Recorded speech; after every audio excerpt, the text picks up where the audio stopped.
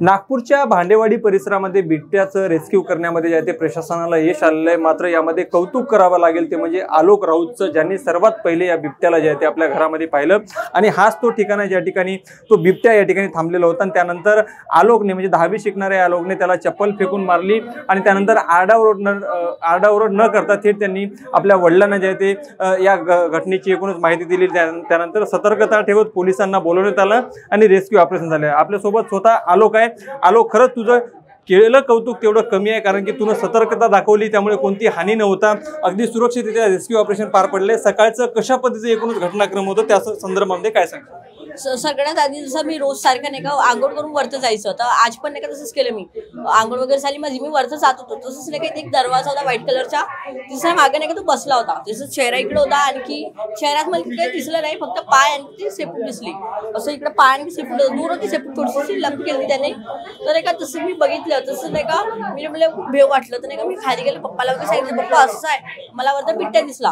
पप्पा म्हणे नाही, मी तसं होऊच नाही शकत म्हणे, वरचा बिबट्या कशा येऊ शकते म्हणे, वरचा बिबट्या कशा येऊ शकते म्हणे। तर नाही का मी तसं आणखी एक वेळा बघितलं, पप्पा म्हणजे आम्ही आणखी एक वेळा पाहुणे म्हणजे चांगल्याने हाय का बाब, तर नाही का मी आणखी चांगल्याने बघितलं, तर नाही का होता तो। तर मी म्हटलं हाय का नाही, त्याची जे चप्पल होती चप्पल फेकून मारली मी। तर तसं नाही का त्याने पूछ एकदम जवळ घेतली, मला खूप भेव वाटलं। तसं मी खाली गेलं, पप्पाला सांगितलं, पप्पा हो खरंच आहे, मी इकडे लगेच जाऊन पा म्हटलं। तर पप्पा आले, पप्पा तिथपर्यंत बघितलं, पप्पा म्हणे हो म्हणे हाय म्हणे। मग पप्पाने सर्वांना घरी सतर्क केलं, आणखी दरवाजे वगैरे पॅक करून घर पॅक झाला।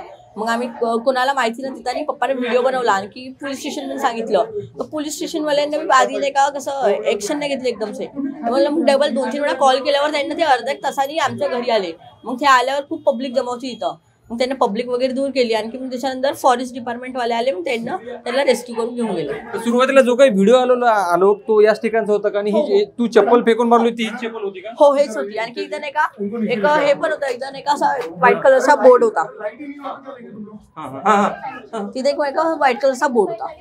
अच्छा, बरं, जवळपास 2 तास रेस्क्यू ऑपरेशन या ठिकाणी चाललं। अगदीच तुला सुरक्षितता कुठेतरी सतर्कता दाखवली, त्यामुळे रेस्क्यू ऑपरेशन या ठिकाणी कोणती हानी न पोहोचवता यशस्वीरित्या पार पडले। सुरुवातीला पाहिलं तेव्हा किती भीती तुला वाटली होती? मला तसं खूप भीती वाटली होती, कसं नाही का असं बोलणं नव्हतं काऊन की नाही का मला खूप भीती वाटली होती। म्हणून मी सरळ आधी खाली गेलो आणि पप्पाला सांगितलं, पप्पाने पण यकीन नाही केलं, कोणच यकीन नाही केलं। पण मी डबल एक वेळा मला वाटलं असंच नाही का ऐकू नाही कसं मला दिसलं असेल, तर मी डबल बघायला आलो, मला दिसला। कोणत्या वर्गात शिकतो तू?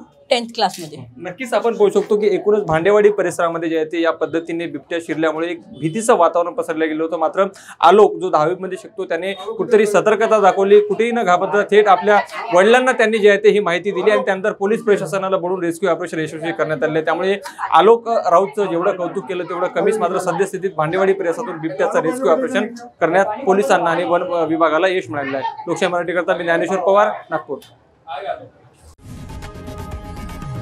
लोकशाही मराठी ऐका, पहा, जागरूक रहा।